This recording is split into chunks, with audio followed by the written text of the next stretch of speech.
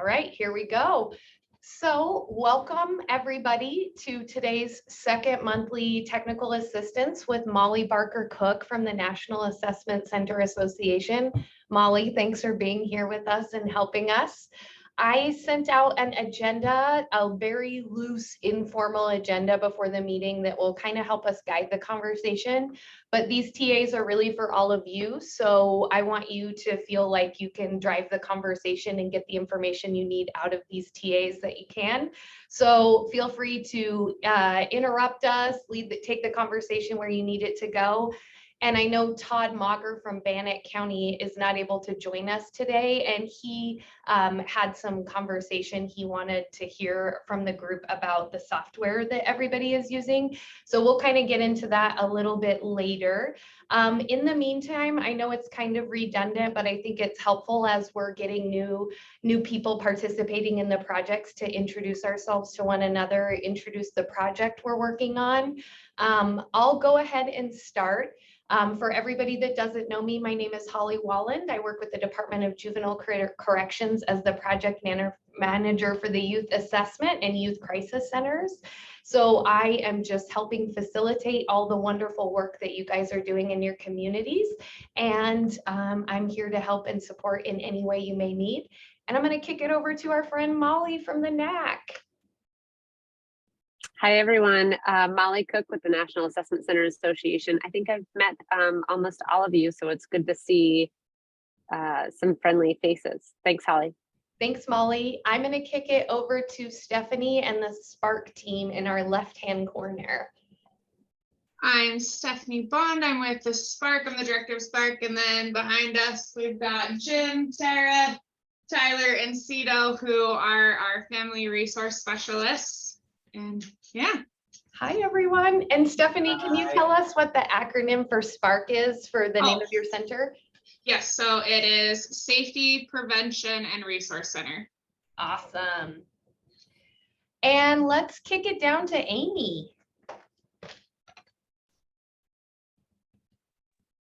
Hello, Amy Herrick. I am with the Ada County Youth and Family Resource Center. We're still finalizing a name for it because we want something kitschhier than Youth and Family Resource Center. Allison can't be here today, our director, and I am a special planning and projects manager. And one of my special projects is to get this resource center rolling for us. Awesome. Thanks, Amy. Let's kick it down to Twin Falls now. Holla. All right. This is Paul, juvenile detention and the program director for Twin Falls Youth Services Center. And I'm Deanna Kamanova, the social worker for the Twin Falls Youth Services Center. I'm Hallie Nelson. I'll be the Youth Services Center coordinator for the project. Thanks, guys. JD, let's hear from you. Hi, I'm JD Hart. I'm with the Elsie Valley Youth Resource Center. With me is Tristan Soderstrom, our case manager, and we're opening. Oh, and in this meeting is Michelle King, our director, and we're working to open an assessment center that'll be an add-on to our facility.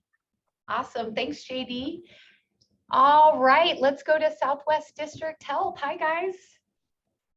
Hello. So since there's three of us, I guess we should like wave on who's talking.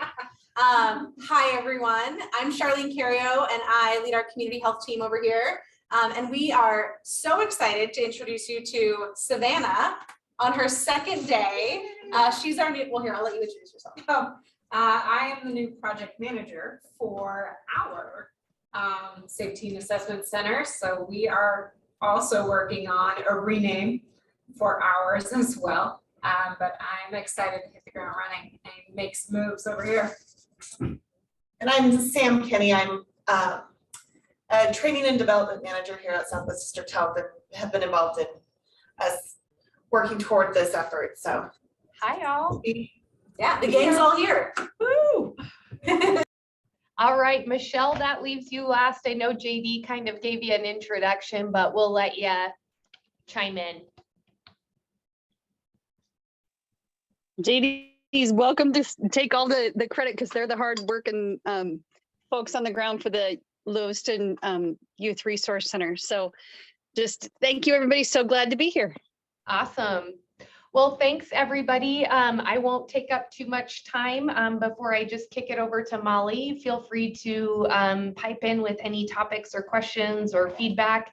This will be really a helpful discussion for all of us, the more we're active in it as we feel comfortable.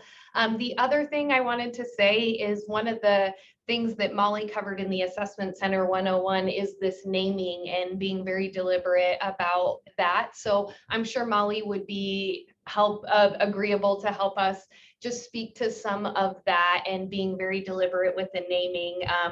If for any of you who weren't able to attend the Assessment Center 101 training, Josh and Molly spoke about, how important it is to make sure that your center captures what it is you're doing. And so without further ado, I'll kick it over to you, Molly. Thanks so much for being here. And thanks to all the grantees for being here today and participating. We appreciate it. Yes, no, I think the name is really important. And the one thing that I did say is you do not have to put Assessment Center in the name of your center. In fact, if I was you, I don't think I would do that just because of, it doesn't really speak very well to the function of an assessment center.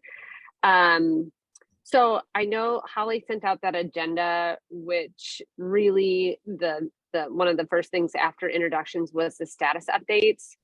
I think we can roll some of these agenda items into that. The last time that we had this meeting last month, we talked a lot about mapping and really understanding what that referral process is going to be like. Understanding who your target population is, and based off that target population, who do you need MOUs with and agreements with in order for there to be continuity and equity of youth being referred to the center.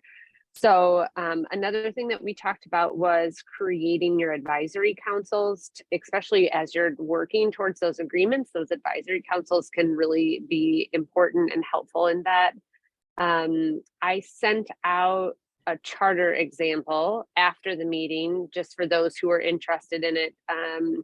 If you are a governmental organization looking to start an advisory council, most counties function under that charter structure, but there's also other ways to do it. So I don't know if, as you all give your report outs on what's happening, maybe what are some barriers that you're up against, some things that are moving well, if you can just give a quick, recap or update on that referral process and that advisory council, and if there's any other barriers that we can help with. But I think we can fold all that into your report out. So I will not call on anybody specific. I will just let you unmute and go ahead and start with some of those updates. Well, I am volunteering, but I'm also not in charge of the mute button, and my wonderful colleagues have unmuted for me. But at Southwest District Health, we have formed our advisory committee, and we had our first advisory committee meeting in late August, and our next one is Monday. And for us, since and I guess for some of you as well, our advisory committee needed to be ratified by our existing governance body. So this advisory committee is operating under our Board of Health. So they kind of confirmed all of those members in late August. We wasted no time and got a meeting scheduled, I think later that week. Had our first meeting, and then the next one is on Monday. One of the things we're really excited about with our committee is that we have a youth voice represented. So we have, I know, yes, and she is going to be amazing. So we have a representative from a local high school who's involved in all kinds of different activities. She's also a member of their Sources of Strength program within the high school. So she is going to be a huge asset to this group, along with all of our other professional partners. I think she's the one we're most excited about. So that's really exciting. And we found her through one of our partners in the community. So she was recommended by someone, and we reached out and she said yes, which was great. So if you don't have youth on your committee, I think asking like your partners, or like if you are directly working with youth, like thinking of who some of those folks could be, because she is really excited and I think will be a great asset. So advisory committee, check. And then we already have agreements with our future assessment and case management partners.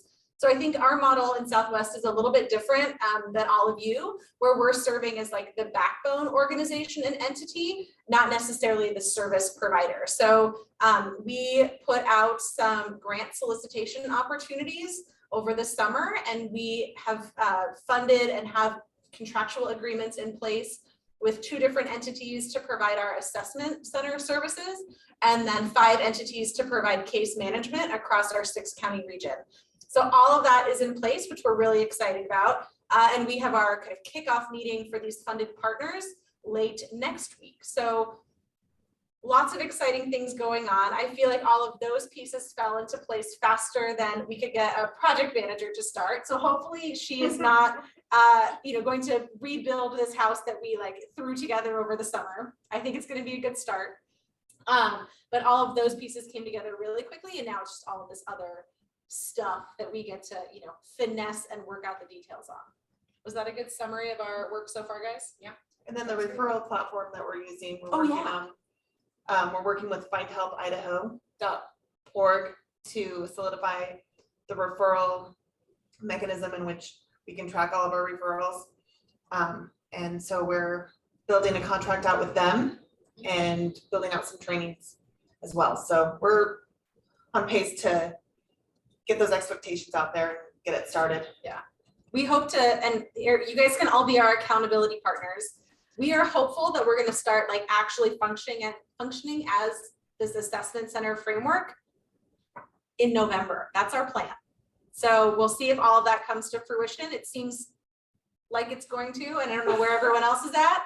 But that's where we're headed. Charlene, can I ask you a couple questions? I hope they're not hard ones. I don't think they will be. I can't promise, but I don't think they will be. So for the advisory council that you created, can you talk just a little bit more about, not names, but specific sectors that are represented on that council? Yeah, I don't want to like forget anybody, so I have to pull up my little cheat sheet.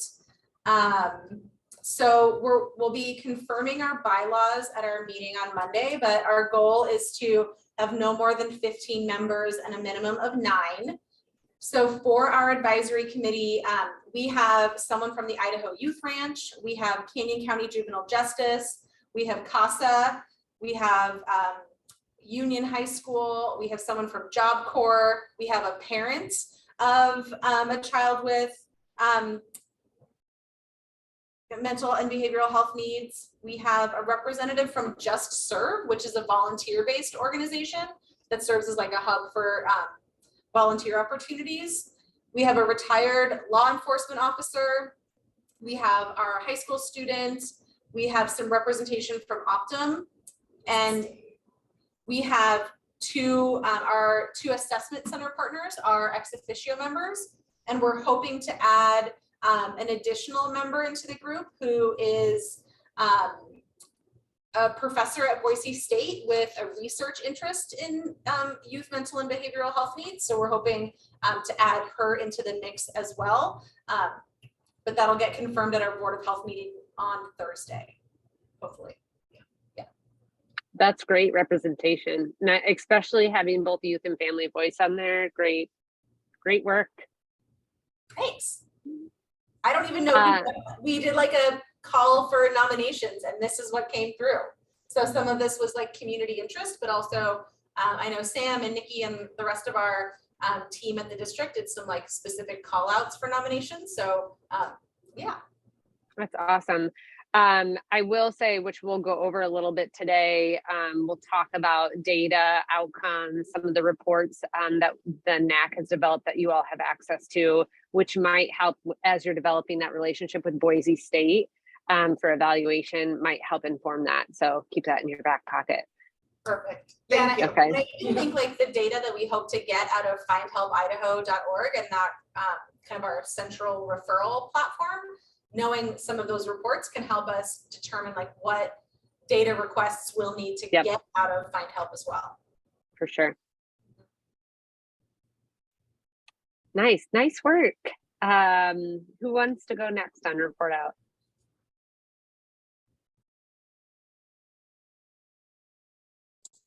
Hey, Twin Falls here. We'll go next. Can you hear us? All right. So updates. So we had our advisory meeting. When was that? It was in August sometime. I forget the exact date, but kind of towards the end of August. So are these the ones we have on there? The representatives, Yeah, so the representatives on there is the Department of Health and Welfare, some schools, Twin Falls School District. Let's see who else we got here. substance use providers. We have Voices Against Violence. They're really one of its kind within our community, where they focus on individuals who have experienced any kind of trauma and or abuse, including trafficking. So they serve both kiddos and adults. So it's great to have them representing. We also have counselors from the school, as well as through our local St. Luke's. Yeah, I think that's Yep. pretty much. And then, so out of that meeting, we were able to do a follow-up meeting with the school district, because we're looking at kind of strategically looking at some truancy issues. It seems like is a big deal, especially since it seemed like after talking with those school teachers, since COVID, it's been a really big issue. And so they don't know if they're using that as an excuse still, or if there's some real issues going on, but they've recognized that is an issue. We had this meeting with them and we're setting up this process flow on how we can help, how so many absences, then we can be notified, and then we can call and set up appointments with the school. So that's one of the areas of referral that we're looking at right now. We just had that meeting yesterday, and we're ready to take it back to our diversion board as well and work with them. Let's see, I think, do we have anything else to update on? No, I think a large portion, well, first of all, we have Hallie now. We just recently hired her. We're very excited to have her on board. We've really been focusing on getting out there within the community, just networking with potential stakeholders and people that we could partner up with. And that's been going really well. So just educating about our program and how we can work together to help the families that we'll be working with. So that's been pretty heavy for us. We are working still in the process of getting our website established, as well as making the decision for the type of the software program that we want to go with. Those are the main things that we've been really focusing on. Yep. So we're hopeful by October 24th, October 24th to go live with everything. So That's your launch date, October 24th. yeah. All right. Very cool. Real quick, Deanna, I know that Todd from Bannock County was really interested in connecting with you on the software and comparing some notes. So after the meeting, I may just send an email between the both of you, so he has your contact information. I know he had some questions and was just thinking he might want to connect with you guys on. Absolutely, no problem. Thank you. Thank you, yeah. Thanks, Twin Falls team. Any takers to go next? Where did I go?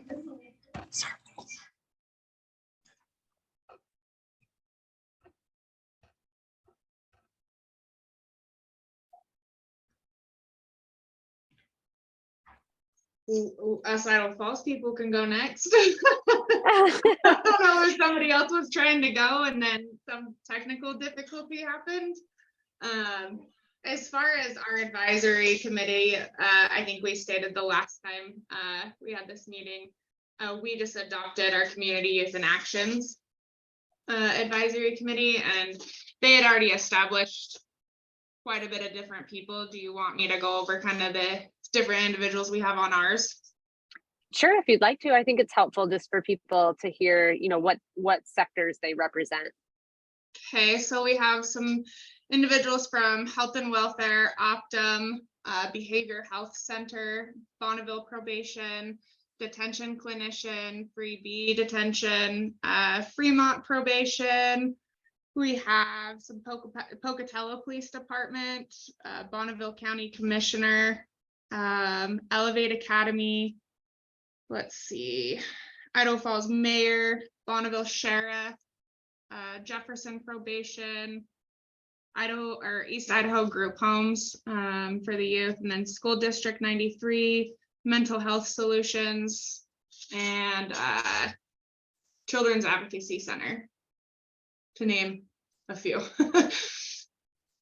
So yeah, as far as the different things we're working on, I was telling Holly and Molly earlier, we just got finished with the construction on our building. We're working on decorations now and making it home and welcoming and warm. We still are working on our website and our brochures. We haven't got those up yet. As far as our software, we did end up going with Track Solutions. I really did end up liking that in their case management program. Yeah, I think that's it. We are still working on our community stuff. We have a wonderful spreadsheet, and that helpidaho.org has been a great resource list as well. And so that's just kind of where we're at right now. As far as a grand opening, I don't want to say, I don't really want to commit to a date. But we are still working on some trainings and stuff, hopefully kind of where everyone else is at, end of October, 1st of November. Stephanie, can you remind everyone what your referral process, or who's referring into the center? Do you have a specific referral source? So we're going to focus a lot on the schools. We're also get some referral sources from here at the teen center, just because the teen center has such a vast variety of kids from the entire county versus just like a specific point in the county. Right now, our main focus will be the schools and the teen center that we'll be getting referrals from in the beginning. And then hopefully, I think everybody, as the program grows, branching out. Thank you. You're welcome.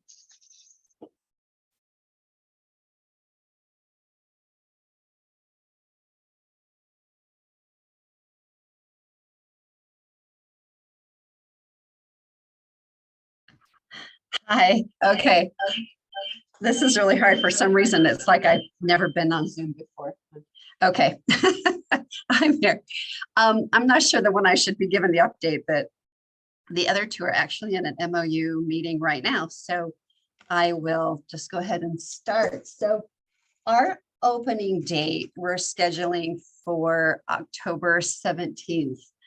A little nervous, but it was kind of interesting because even though before our MOU started, the first day of school, we started getting calls from the school districts. They knew something was up. They knew we were doing, but you know, because Molly's so smart and he's like, no, you wait for all your MOUs in place. And so it's been kind of, everybody knows it's coming and they want support right away, but we've been doing really well getting our MOUs. We did get we're kind of waiting to see which school district would come first. So we're going to start with the Minidoka County School District, and we're going to be focusing on vaping and vaping referrals and truancy.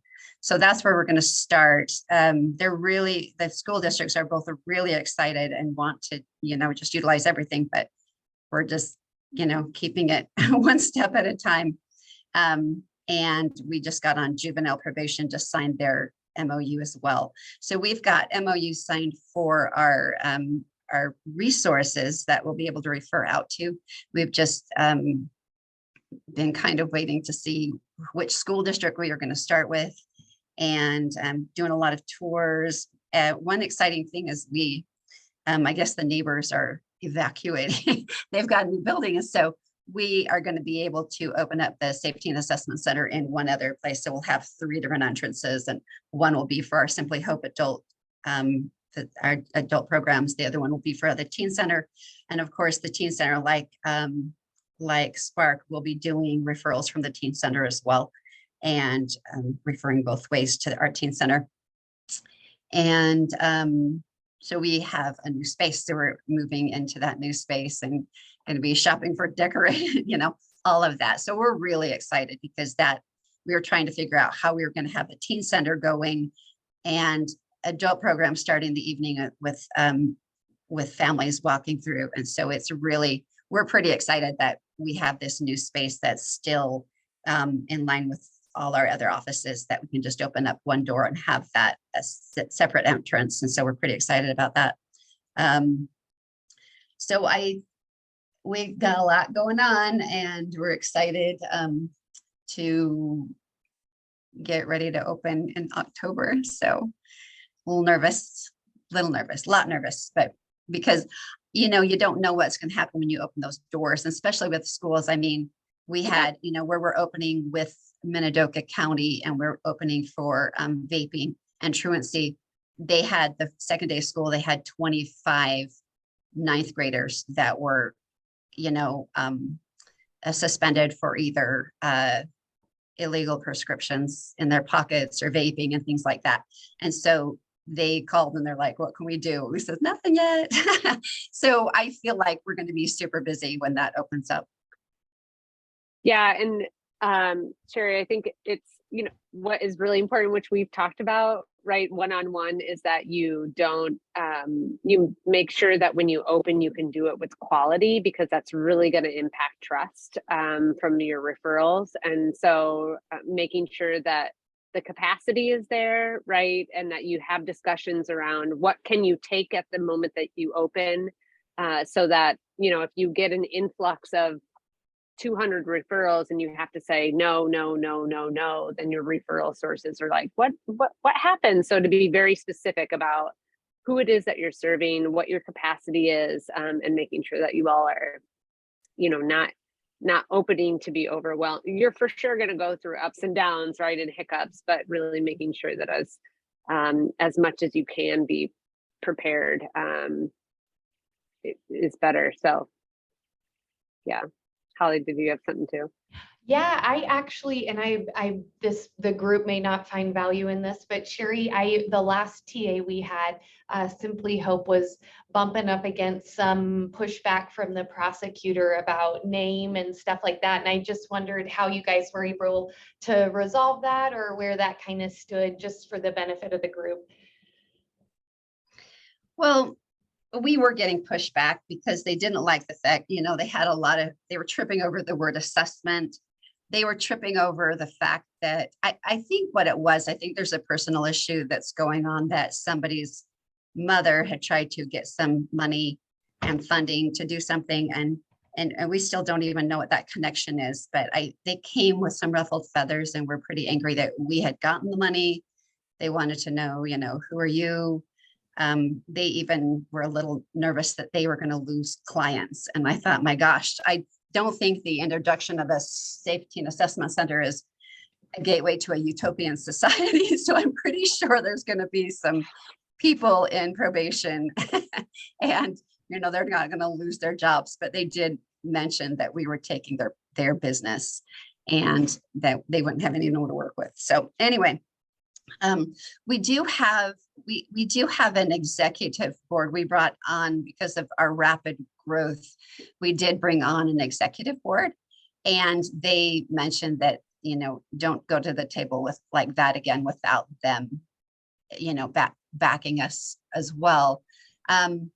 And we thought kind of that was going to maybe delay probation, juvenile probation coming into the table, but juvenile probation was so excited. And I think that what they're going to find is that I think he's just going to find out kind of in a secondary way what we're doing and how the teen assessment center is going to work and be valuable for recidivism and all of that. I think that he's just going to find out, but we realized that there is the people that we needed at the table were at the table and we're on board.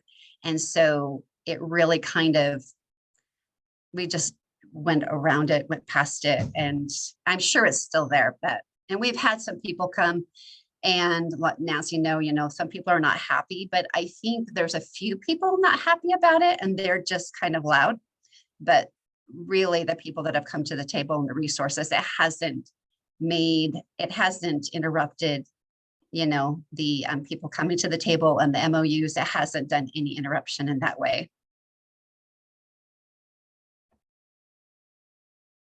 Thanks, Sherry.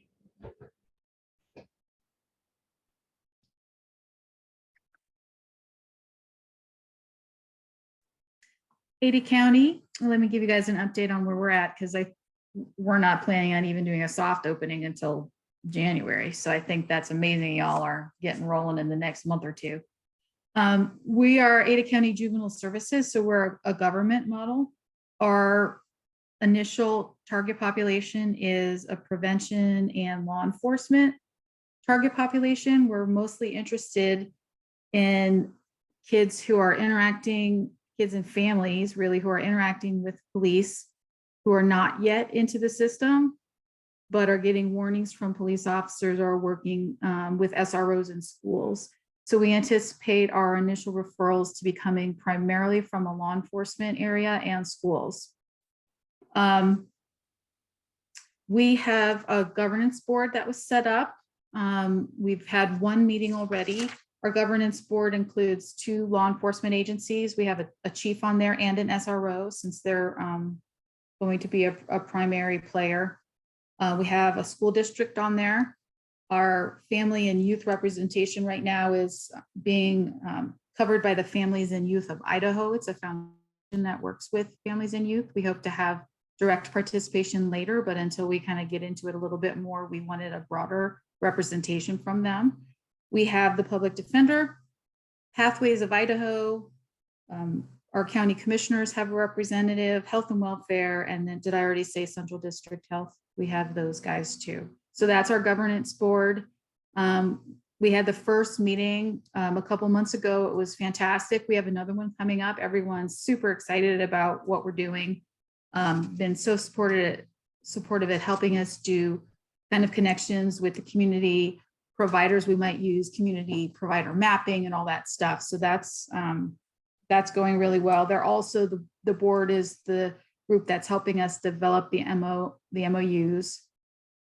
What we're really planning on doing right now is updating our custody agreement for youth that are brought to the detention center, and in updating that, including some referral language in there for the center as well. So that will cover our law enforcement partners. We will have separate MOUs with the schools as needed. But right now, until we get that set up, they can always refer through the SROs, since we will have agreements with all the law enforcement and public defender through that data custody agreement. So that's going to take us a little bit longer, since it's sort of a fairly large legal document that hasn't been updated in a while, but that's kind of what we're working on with the board right now. So in other news, one of our primary grant money, we're using it to build a modular facility located near our site so that we can have some separate assessment and case management areas. And we have the RFP ready to go. I don't know, those of you who haven't worked with government a lot, we have a lot of bureaucracy and go through a lot of big steps. So we have this massive RFP, request for proposals, going out for a modular. So we're very excited about that. And then on the other side, we have a work group of screening and assessment work group, and we reviewed a bunch. of the ones we'd selected, and we selected a set to be our initial screening tools for our youth and families that come in, and we're working through processes and procedures for that now. And we think we're going to test the ones we've selected on our current probation, diversion, and other youth populations, just to see how they work, get a feel for them. So we're pretty excited about that. Amy, can I interrupt you Of just course, real quick? please. Can you share with the group, what do you feel comfortable sharing what you selected for screening and assessment tools? Oh yeah, and if the group's interested, I can even send you our memo from the group too. So what we did, we ended up selecting the pediatric symptom checklist, which the Harbor uses. So we feel like that's been well vetted. It has 17 and 35 question versions for the youth and the parents. So we'll incorporate both of them at the beginning. And we're going to be doing a Health Leads social screening tool. Actually, both of these are from the medical side, but the pediatric symptom checklist covers a couple of really strong domains for our youth: anxiety, attention, discipline issues. And so those are big ones. And we really wanted, and they're comfortable. They're not super scientific. They don't have a lot of big words. Because we're doing on the prevention and law enforcement side, we think we'll get a lot of families who are new to kind of screening assessment. So we didn't want to come at them too terribly scary. But our screening and assessment team reviewed quite a bunch that are used by different screening assessment centers around the nation that we think are kind of like us, like the Harbor. We looked at the Mark. We looked at the Mark uses the GIF. That was our second choice. But we're pretty excited to move forward with the pediatric symptom checklist and the Health Leads social screening tools.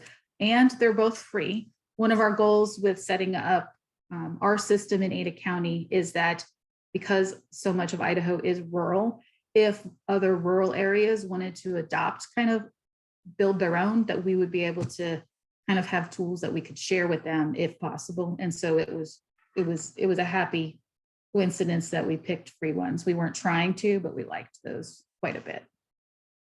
So. Thank you. Yeah, super excited about that. And then we have, of course, a suite of other ones. Our goal is to, use these initial ones and conversations with the youth and family to identify areas that perhaps need additional screening, whether they need to get clicked over to a clinician at some point, or whether these initial tools are enough that we can get the families some resources right there and we don't need any additional ones. So that was kind of our goal, is to make it broad, not scary for these families, and comprehensive enough to identify other tools and other resources that we would need to jump to next. So that was pretty good. Now this group, the screening and assessment group, work group, in addition to kind of working through the processes and procedures for how we're going to use those and testing it, is going to be our case management data building group. What we're going to do for our case management system is have our IT folks build one or configure one in OnBase. OnBase is it's a fairly well-used giant platform. It is a case management system. You configure it on your own. Health and Welfare uses the Microsoft version of that kind of case management configuration tool. And so again, we were hoping that by being able to build our own, we have we have some good programmers here who are well-versed in OnBase, that if another agency had an OnBase system, they're pretty big enterprise systems, but they're pretty common, that we would be able to share with them the configuration and they would be able to use that too. So we're just getting started on that as well. But now that we've selected our initial screening and assessment tools, we'll be able to build those right into our case management system with some of our other referral forms. So we actually are looking forward to having it be custom for us. And then other than that, we have a name coming out soon. We hired a new training projects manager who's going to start building all of our training programs, and we're going to start building our staffing plan up a little bit. But that feels like a lot already. So thank you all for listening. That is a lot. So I was just going to say, if you remember last month when we asked for updates, everybody was like, well, we don't really have too much going on. Now you all are really moving. So, an applause needs to go out to everybody on here. So I think, JD, you might be the last man standing here on the report outs. So as sort of an update, we recently had a meeting with our a number of our referable communities or companies and sources. And in that meeting, we were able to make a lot of good connections with people. We had a lot of important questions asked, and we were able to set up meetings and talk to a few of the people there in setting up other meetings where we could sit down and talk with them more in depth. Our space used for what we are going to use our assessment center for is almost done. It's looking really cool and we're happy with it. And then currently we are still working on putting together, I believe, our advisory committee, just trying to get a good idea for what all to include in that, which a lot of good ideas were brought up in this meeting. So thanks for that. And we were hoping to try and open by the end of the month or the beginning of next month, but I think we may need to revise that a little bit.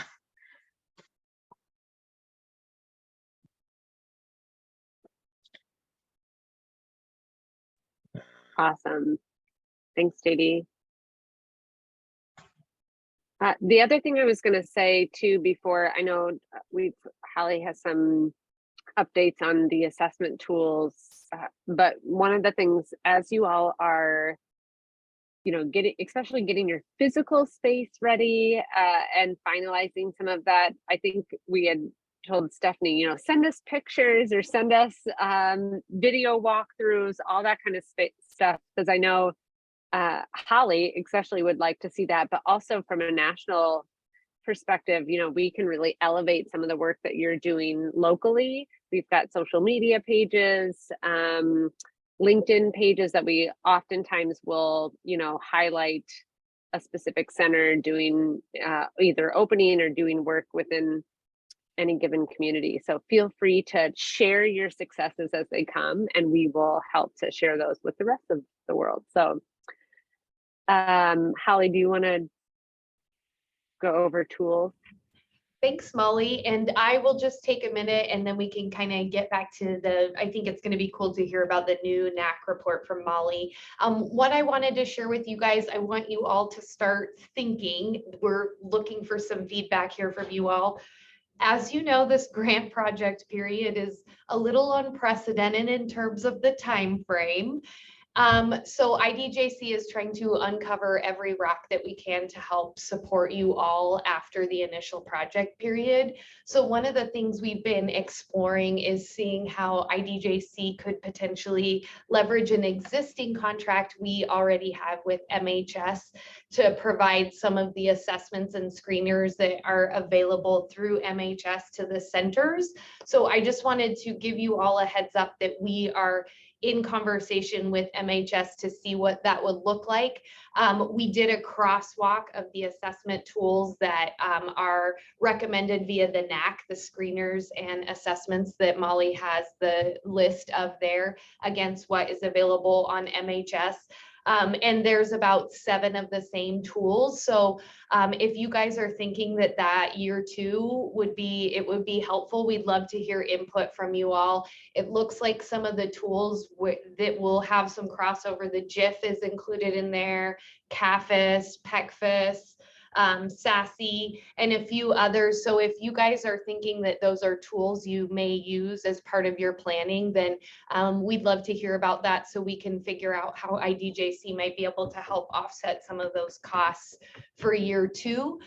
So just be thinking of that. Reach out to me. I'd love to hear from you all. And I wish that we had all the full benefit of the planning beforehand, so we could have figured all this before we put the grant and all that stuff out. But we're moving at such a quick pace that I hope you guys will just continue to have patience with us. We are trying very hard to uncover all the rocks. So any feedback you have related to screening and assessment tools, I'd love to have it so we can bring it to our leadership team and start advocating for maybe some of those kind of resources to support you all. Yes, we would like that, Holly. I can tell you right now that we would like that, especially if we could have extended access for the Macy. Okay. That in, I'm assuming that would be one of them as well. I'll have to double check, but maybe if any of you guys who are interested and think that would be great, if you could send me an email and let me know you're interested into what assessments and screeners you're kind of looking at, and then we can do some of the due diligence and see what's available, if that is available, and then kind of further the discussion. But thank you. That's great to hear. Very excited. Yes, thank you. All right, well, that was my update. So take it away, Molly. Some of you may have been at the director circle earlier this month, but I am gonna just really quick go over the assessment center data report that the NAC is getting ready to release. Let me say this with a couple caveats. And I just dropped in the chat actually a Word document that has data. It's titled Data Needs. But as all of you are building out your IT systems and trying to figure out, what are the different data points that you need to have in there, what kind of information should you be capturing, this document may help with that. It's divided out into the different core components. What do I need for referral? What do I need for screening and assessment? So especially if you're getting together with some of your, Amy, I know you said you all are getting together with your data team soon. So this may be helpful, just like what do we actually need to capture? And then I'm going to go over the report here briefly. I do want to also say the report has a lot of information in it that is going to seem very overwhelming. Before I even share it, I'm going to say that out loud. The NAC is going to be supporting assessment centers, both existing and new centers, over the next year on, how do we really prep to be able to report out on some of this stuff.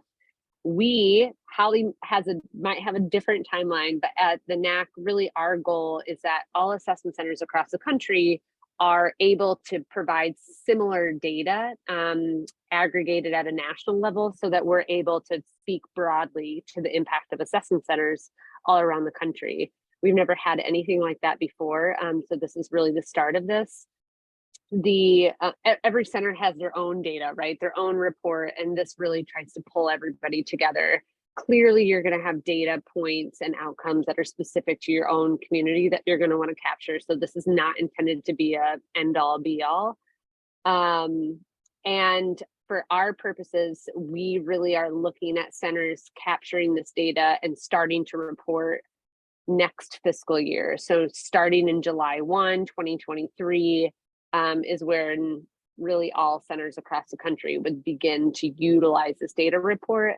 The NAC is going to be spending the next 9 months up until then supporting centers on capacity. But because you all are still in the development process, I think it'd be a good tool for you all to have as, especially, like I said, as you're building out your data systems.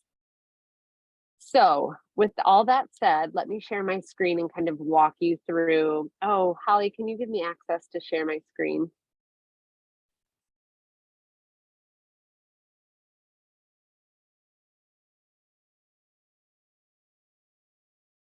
There we go. Okay. I got it.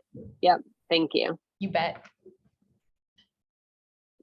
All right. So, and again, this is going to be emailed to all of you. I can email you this version afterwards, or as we start to roll out support, this will be a document that you all will receive. You'll see at the bottom of this Excel sheet, everything is divided up into tabs. So there's single point of contact, screening and assessment, case management, and there's an instruction tab and then an actual data tab. So I'm going to go through each data tabs. I'm not going to go through the instruction, but just so that you know that that's the way that the Excel sheet is formatted. So single point of contact is going to allow you to report out on who is referring to your center and for what. And what do those kids look like? You know, what's the demographics of those youth that are being referred? So up at the top on the left-hand side, you'll see some, you know, really basic information, right? Year, quarter, name, location, and whether or not you're a tier 1 or a tier 2 center.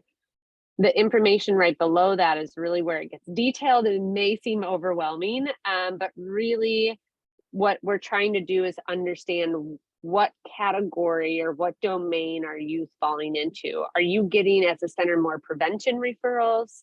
So, you know, we define those as all referrals that are made prior to law enforcement or court contact. Are you getting diversion referrals? So where law enforcement or the courts are diverting to your center as an alternative? Or, which I don't think that this is going to apply to most of you, but there are some centers, especially older centers, that serve as this early intervention. So youth who may still be going down the traditional juvenile justice process, but the assessment center's role is to link them to services soon, not waiting until, you know, an adjudication hearing, which is way down the line. So it's really divided out into 3 sections, and then under each section, you will just put those referral numbers. So right here, up at the top, it's whole numbers, right? How many referrals did you get from schools for disciplinary or behavior related referrals? So you'd put that whole number in here at the top, 10, and then really, what are the demographics of those kids that are referred for that reason? So same with truancy or absenteeism, you know, you put 20 in there and you'll see the total down here start to formulate. So that total formulates on these whole numbers, not on the demographics that you fill in underneath. That's really meant to drill down. Not all centers, right, have the capacity to drill down this far on demographics of youth referred. So especially for those of you who are building new data systems, if you can get out ahead of that instead of going back and making accommodations, that's why I thought it would be a good idea to bring this up today. Really, and the reason why we want to know the demographics of youth referred for a specific reason is, you know, if you've got one school district that is referring, you know, more a different demographic of school for truancy or absenteeism, and another who's really focused on school discipline, we want to see what any disproportionality might be there, right? Disparate treatment, but also for outreach purposes. Are you getting 0 referrals for truancy and absenteeism amongst a certain demographic of population, but more on discipline? And then how do you have conversations with schools on maybe referring before, or, you know, or maybe they're not referring at all. So we really wanted to dive in deep to better understand who's being referred. So all of that, again, it looks like a lot, but it's really just capturing your referral sources and putting them into different sections. Again, the diversion here is law enforcement referring to your center in lieu of arrest or citation, for status offenses, for misdemeanors, either non-property or person or property or person. And then of course, there's an other category to capture anything that doesn't fall into any of those. But so you will really need to make your data systems they will need the ability to capture at a minimum who is referring, what entity is referring, and for what. So again, as you're building out your IT systems down there, the other data points down here in the referral spreadsheet is this is really meant for those centers that are in this diversion early intervention. But how many days is it from the time that a youth actually commits a law violation or a status offense until that referral is made to the assessment center? How many days is it from the actual referral to the time that the assessment center schedules an appointment? If law enforcement are dropping youth off, how much time are they spending at the center? And then for youth who are transported by law enforcement, what is their average time from arrival to release? So it's really trying to get a sense of that engagement and the time. Any questions on that referral piece? I just want to chime in, and Molly, I think this is so timely. Thanks for sharing this with us. And I just want to share with the grantees, when DJC did our due diligence and visited the harbor and the Jack, one of the things that I think would be helpful as we're figuring out data and systems is, a lot of the established assessment centers around the country can gather this data to this degree so they can demonstrate efficacy in their communities and go back and hopefully help get funding. I know the Jack in Denver was able to demonstrate such effective cost savings for law enforcement that law enforcement became a paying partner in their center to ensure that they could still continue to take referrals. So one of the things, as you're thinking about this data and collecting it and organizing it, it's important to think about it too from a sustainability perspective, and how your data can demonstrate to your community that you're saving them money and you're helping increase better outcomes for you. So just a quick plug on that, and I'm going to stop there and let you go back, Molly. Yeah, no, you're fine. Yeah, I mean, this is not just meant to be, kind of a national conversation. It's also going to allow you to speak to outcomes. If you've all read the framework, the very last page is a logic model, right? What are the short, medium, and long-term outcomes of an assessment center? This, if you are implementing the data and the outcomes that are in this report, you are in step with almost everything that logic model. So we've built this report off of the framework, off of the logic model. So just to help you, kind of find cohesion there with the framework. Any other questions on referral? Okay, so screening and assessment data, this is really going to be, what are the needs that you're seeing out of screening, right? So number of screenings that are completed, if you're a tier 2, number of assessments that are completed, what's the unduplicated number of youth that are screening into tools, right? That are having needs identified by your screening process. And then looking at duplication, right? Because a lot of youth are going to screen in to a specific tool for both behavioral health and substance use, or both behavioral health and trauma, if you're utilizing some sort of trauma tool, right? So this number right here that I have highlighted is going to be an unduplicated number. And then you're going to have multiple youth fall into multiple categories on this kind of moving down. So the number of youth that are identified by screening by the types of need. So similar into that referral in the referral tab, this is going to be 5. It's going to be a whole number. And then you're going to drill down into, of the 5 youth that screened in for mental health needs, this was the demographics of those youth. Again, really, this helps you look at what types of needs that you're seeing across different youth, but also it puts the screening tools in check, right? Are you having more youth of a certain demographic screen in for trauma versus mental health, or you know, safety, if you're doing a community safety, a detention risk assessment tool, or human trafficking. So again, it just kind of allows you to better understand the demographic and what your process is looking like. So again, you know, a functionality of your system that's going to be really important is the ability to capture, are youth screening into tools? If they are, for what? And then being able to pull some reports on the back end to see what that looks like. The next couple tabs, so this immediate feedback, also case management and long-term, all have youth and family feedback surveys that we are asking you to basically, you know, tell us what youth and families are saying about that point in the assessment center process. The beauty of it is, if you have not already seen, is that on the NAC website, we have already developed youth and family feedback surveys. So you do not need to recreate the wheel on this. We do give you two options as the association, or two ways to use those.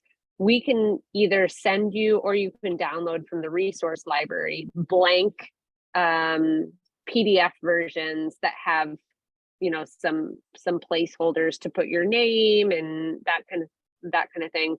And you can build those into your own systems and do your own reporting. The other option is that you basically fill out a form on the website, which comes directly to me at this point, and we create both customized surveys electronically and in paper. So you'll get a link from the NAC for each survey that we have, and then a lot of centers will put those on iPads or put those on computers, and then allow youth and families to fill out those surveys either while they're there in the office, or you can text the surveys, links to youth and families, you can email them. It really allows them to fill it out electronically so that you don't have to go in and pull all this data, right, and do the reporting. The other beauty of going through the NAC is that we will then send you a quarterly report on your youth and family feedback surveys that basically give you this information. So on all of your reports, you will have, you know, the number of youth that filled out the surveys, the number of caregivers, and then the responses to these two questions. When you fill out this data report, you basically just input what we give you. You have access to the survey results that you can go back and check, but you don't have to do that work on your own. So the reason why I say this is that as you are moving forward with, you know, operational procedures, some of you are going live next month. If you would like access to the youth and family feedback surveys, either the PDFs that you can download, you just go right to the resource library. If you want the electronic versions, then you'll need to fill out the form on the website, and then I will get those set up for you within the week that you request it. So you'll see these on a couple more, but really, you know, if you go through the NAC, there's not a lot that you have to do to pull this data. Any questions on the feedback forms?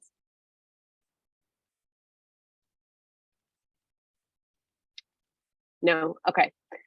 So, so this is screening and assessment. The case management tab here is looking at where did you send youth and families to in terms of resources? What are you getting them connected to? We have a number of refusals up here that really is speaking to, you know, once you go through screening and assessment, how many youth and families are saying we don't want to be connected. We don't want case management services, just to get a sense of that kind of refusal number. But really, these are, you know, how many referrals were made for mental health assessments, substance use assessments, mentoring, life skills, basic needs. So if you're a tier 1, you'll just put it in this column. Again, you'll just put in like 5 referrals here, right? Or tier 2 is over on this column. So no demographics really there, just number of referrals that are made. And then underneath this goes back to the youth and family feedback forms. So of those that are involved in case management, how many youth and families are giving you feedback through those? But then what are they saying? You know, number of youth that said that they're connected to the organizations you referred them to.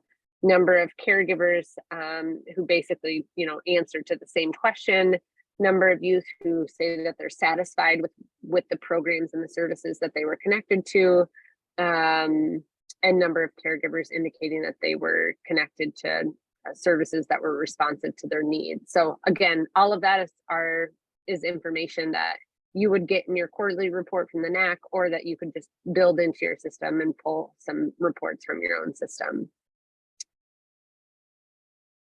Any questions on case management? Okay. Long-term outcomes. So this really for us, with some centers not starting this until July, this really wouldn't be filled out until the following July, because we're looking at outcomes for youth 12 months down the road. So you'd essentially take your first quarter report and it asks, number of youth in the reporting time frame. So how many kids were in the prevention domain? So you'd go back to your report, right, and look at the data that was in here, and then put that information back in the long-term data over here. So and then their demographics in total. And then what we want to know is how many youth had no new contact with the justice or child welfare system. And so new contact meaning if they were in that in the diversion and early intervention referral categories, that means that they did come into contact with law enforcement, right? So we want to know that they didn't have any new contact. And then how many youth that were served in the prevention domain had no contact period. So we're trying to track some of that recidivism. We leave the name or the term, how you define contact is probably a question that I would ask Holly or your team there, right? Usually every state or every jurisdiction has their own definition for recidivism. That's not something the NAC is gonna dictate necessarily for local communities. So that would be, up to you all. And then feedback surveys. So how many youth and families feel like they're more connected to their community? Are caregivers seeing a positive difference in their child's behavior? And what sectors of their life have been improved since they've worked with the center? So these are all, like I said, long-term outcomes. The other two here are pretty simple and probably are not going to change with your reporting. So number of MOUs that you have with your courts, stakeholders, law enforcement, number of MOUs that you have with service providers. Do you have, an electronic web-based data management system? Do you have a logic model? These questions aren't going to change. Same with staff support and development. So the number of staff employed by the center, and what type of positions are they? And then the number of staff that receive specific training. So this is, it's a very, like I tried to warn you before I shared my screen. It's an overwhelming, I know that it's overwhelming. It's a lot of data, but it really is going to allow you to speak locally to the impact of your center and what that impact is looking like for youth and families. So again, those data in that Word document that I put in the chat, those data needs are going to mirror this report as you all are building out. But if you would like access to this report before we start to roll out the support that the NAC has planned, I'm happy to send that over to you all if you think that will be helpful. I think it would be helpful. I think. Yes, please. Yeah, Yes, seeing how yes, it's laid out would be helpful. Yeah. Okay. Yes, I see thumbs up. Awesome. Are there any specific questions on the report, any of the data elements, things that give you heartburn as you are listening to me describe that?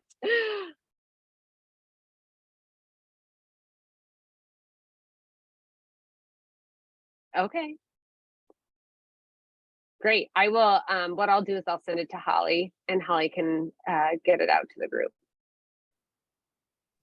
Thanks, Molly. I will, once I get this recording converted into a YouTube link, I'll share it with the group as well as the document from Molly. And as a time check, we've got about 20 minutes left. So the last item on our agenda was really just software, which Molly, we kind of were able to roll that up into the conversation with the status update. So Twin Falls, I'm going to be connecting you all with Todd Mager so you can compare notes and chat about the software stuff so Todd can get what he needs to get going. Do you all have any other questions or anything related to software we want to talk about before concluding? No? Well, the final thing, and Molly, I apologize, I have to leverage a little bit of this time. I had a TA scheduled with this group for just IDJC specific reporting, end of quarter stuff. So I just wanted to get a feel from everybody. If you all feel confident that the reports, all the information related to what reports are required at the end of the quarter, what you're required to submit for your reimbursement requests at the end of the quarter are going to be in the grant manual. I can set up a TA for this group to talk about that stuff, or I'm also available to each of your projects individually. If you want to set up an hour with me, I'm happy to answer any questions about the report, speak to the reimbursement request. So I'll kind of defer to you guys. I'm happy to set up another group event, or I'm happy to just accommodate individual questions and needs as they come up.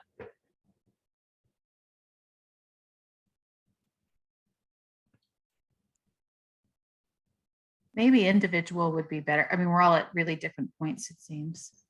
That's what I'm thinking. I was thinking that too. Yeah.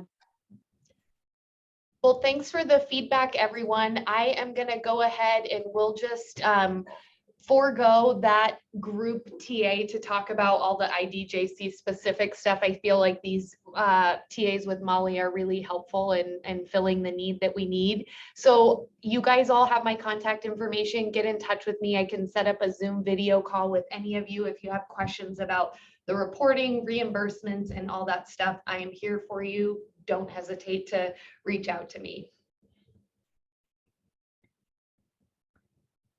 Thank you. Can I ask one quick question, Holly, just in terms of, especially for next month, you know, I've kind of been throwing Holly some of the, like, this is what I think might be really helpful in terms of where they are in the process. But if there's other topics that you all are up against or that you would like to hear from, please feel free to reach out to myself or Holly and just say, hey, you know, can you touch on this the next time that we meet? I want to make sure that it is helpful to all of you, and that we're covering the right things at the right time. So any feedback that you have either now or as that date nears us would be really great. Yep, I second that.